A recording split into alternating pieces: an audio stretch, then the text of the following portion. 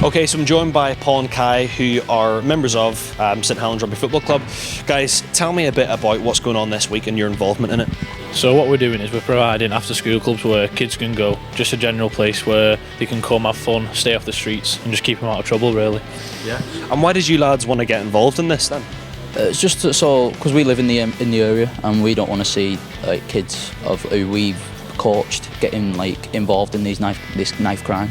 Yeah. Really. And how great do you think it is that there are facilities like this that you can get involved in rather than doing other things like that? Oh, I think it's amazing, really. It just gives kids a general platform where they can come, be safe, instead of going areas where they might not be, so it keeps them out of trouble. So Jim, what would you say to a young person that says, you know, it's safer for me to carry a knife? Well, first of all, I'm an old person, so if I say that to somebody that it's a really dangerous thing, if they carry a knife, they are much more likely to use it, so please don't do it, they're going to go, yeah. Water off a duck's back.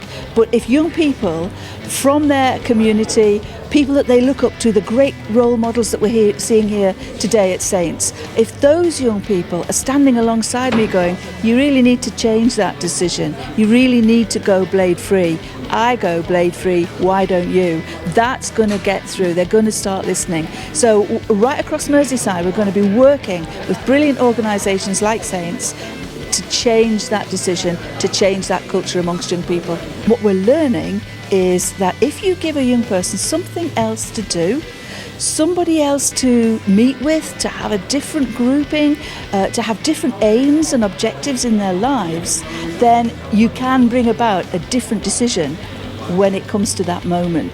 And that's our whole objective. I can't do that on my own, the police can't, the health service can't do it on their own, but with the support of organisations like this, we know that we can change the mindset of young people and remind them that actually a tiny minority of young people carry a knife. The Blade Free campaign, what a fantastic initiative, and follow the campaign this week. Cheers, Jane.